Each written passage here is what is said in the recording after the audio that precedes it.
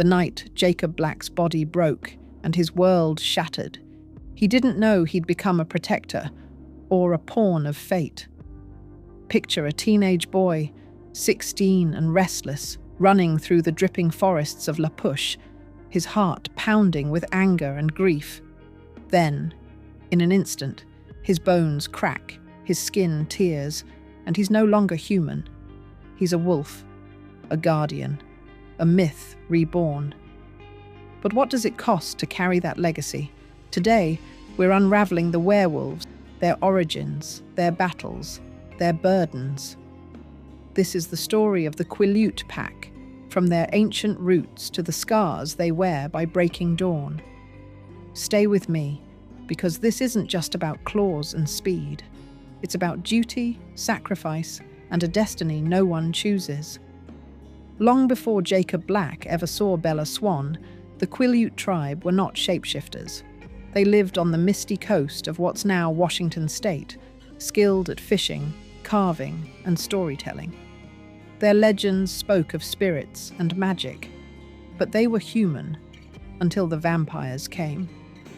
Twilight's canon, established in Eclipse and Breaking Dawn, tells of Taha Aki, a Quileute chief who merged his spirit with a wolf to protect his people. This pact wasn't a gift, it was a necessity. When Cold Ones, vampires like the Cullens, returned, the magic stirred.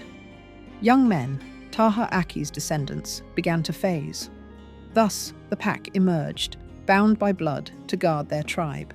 Jacob's transformation in New Moon is raw and brutal. He's 16, still haunted by his mother's passing, his temper flaring hotter each day. A fever grips him, relentless and unnatural. Then, one night, it happens. He phases into a russet wolf, massive and powerful, his mind invaded by voices. Other wolves, other minds. It's overwhelming, not liberating. He can't control when he phases. Anger or danger triggers it. But then Sam Yulee, the pack's alpha, steps in. Sam, who phased before him, explains the rules. Protect the Quileute, hunt vampires, keep the secret. As a result, Jacob's freedom vanishes. The pack's telepathic bond is a double-edged sword. Eclipse reveals how wolves share thoughts when phased. Sam's regrets, Paul's fury, Jared's focus, all bleed together. It builds loyalty, but erases privacy. Every fear, every secret is exposed.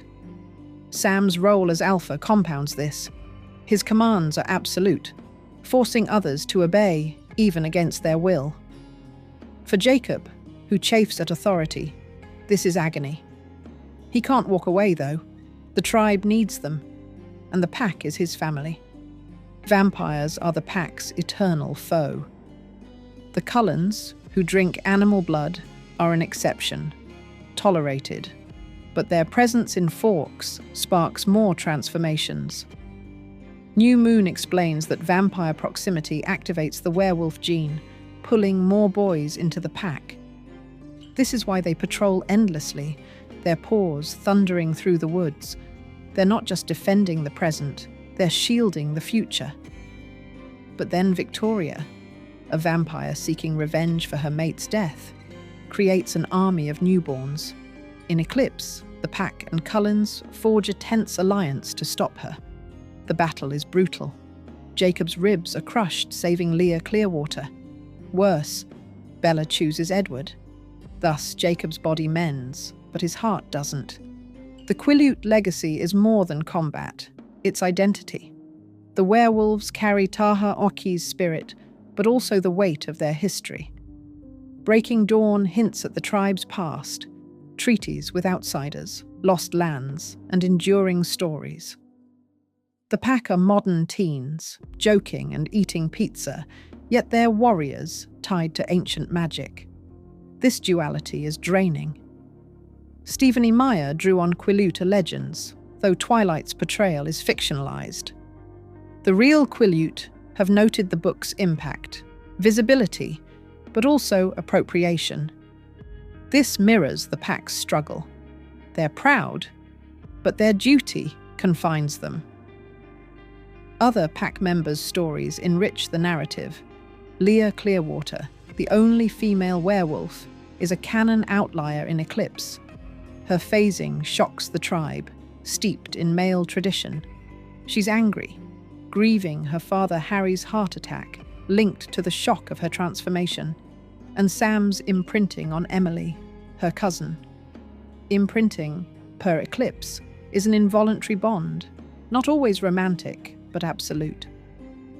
Leah's pain sears through the pack's shared thoughts. Then there's Quileute, who imprints on 2-year-old Claire in Breaking Dawn. He's her guardian, not lover, but the bond chains him.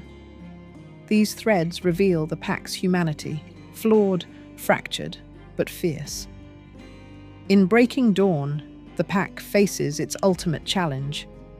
Bella's pregnancy with a half-vampire child alarms the tribe. Sam orders her death to protect the Quileute. Jacob rebels, breaking from the pack to defend her, forming his own with Seth and Leah. It's his stand, his leadership. But then he imprints on Renesmee, Bella's newborn. His love for Bella shifts. Not romantic, but protective.